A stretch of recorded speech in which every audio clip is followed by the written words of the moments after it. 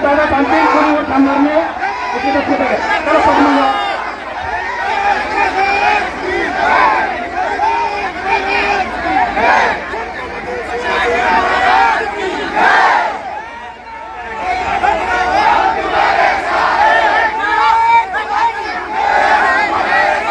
आपण सर्व गावातर्फे या ठिकाणी सर्वांच्या वतीने आपण दादाचं स्वागत करतो सर्व गावकऱ्यांच्या वतीने दादांचं या ठिकाणी स्वागत होत आहे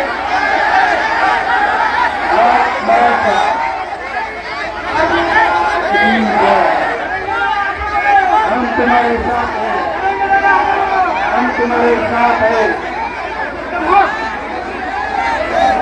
चला तर गर्दी कमी करा आपण सर्व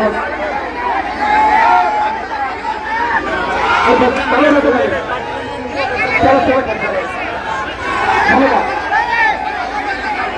चला खाली जा आपण खाली जा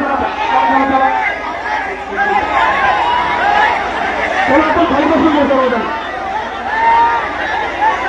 चला लोकांचे चला ना चला खाली चला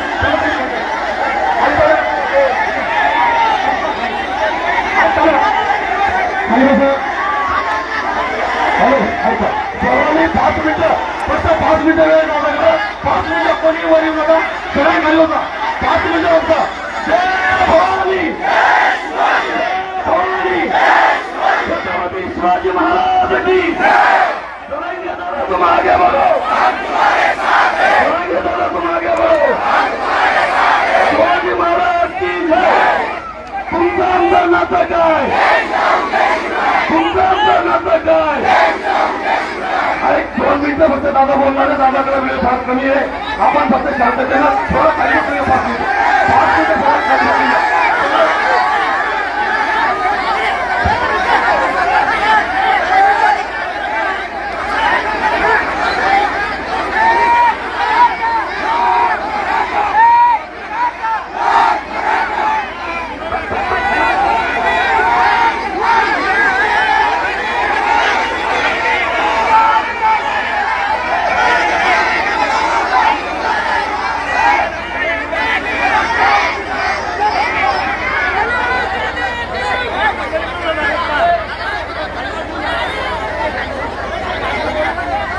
पराजित छत्रपती सेवा वरील गावातील जमलेल्या माझ्या तमाम मराठा बांधवांना माझा मानाचा देश मराठा आरक्षण आणि मराठा आरक्षणाची लढाई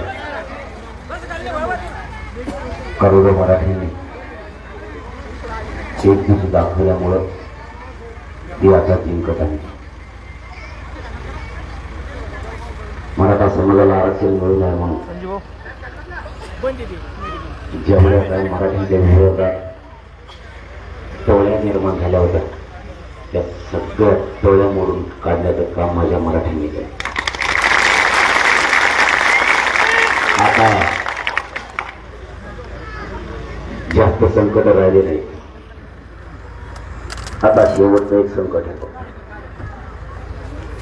आणि ते गृहमंत्री देवेंद्र फडणवीस साहेबांनी उभा केला.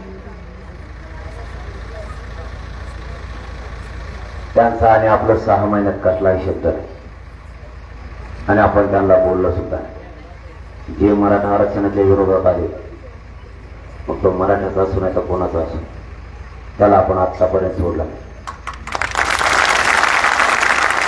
मराठा आरक्षण आणि मराठा समाजाच्या विरोधात बोलला आपण त्याला सोडलेलं नाही.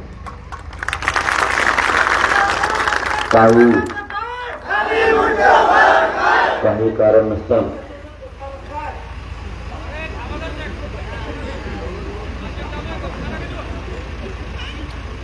कारण नसतं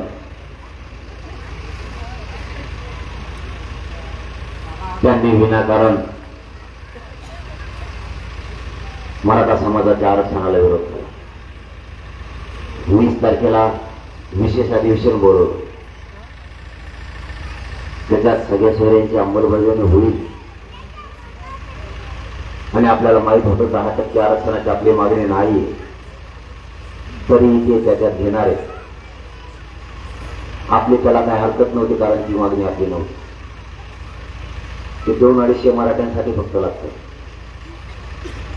ते 10% मागणी ते टिकणारी नसल्यामुळे त्यांची होती. मराठ्यांची करोडो मराठ्यांची मागणी ओबीसी आरक्षणात होती.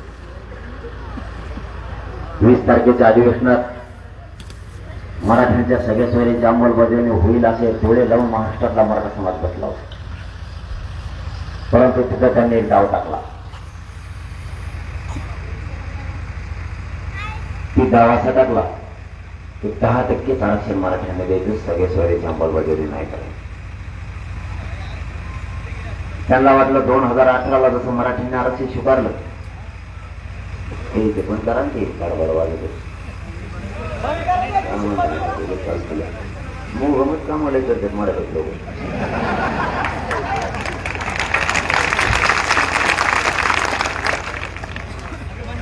2018ला आरक्षण दिलं, 13% ते टिकलं. पण त्यावेळेच्या मराठ्यांना माहित नव्हतं हे आरक्षण टिकणार आहे का नाही.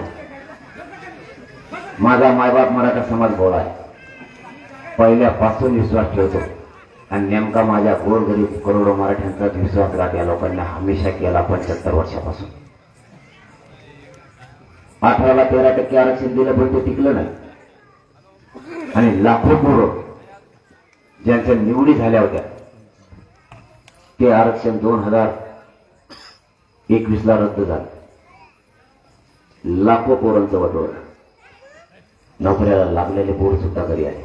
आजही लाखो पोर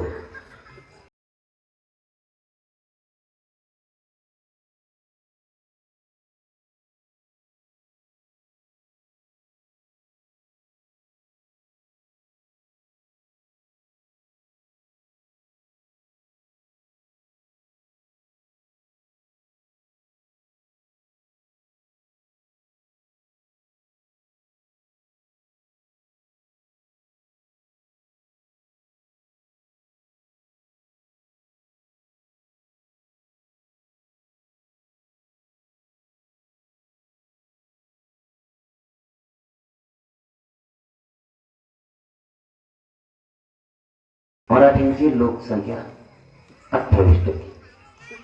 मग कायदा सांगतो लोकसंख्येच्या 50% आरक्षण दिलं पाहिजे. मग अर्ध किती झालं? 14%. 10% कोणत्या धोरणाने दिलं? बरं दिलं, हरकत नाही. कायदा सांगतो जी जात किंवा जो समूह लाईट आली का?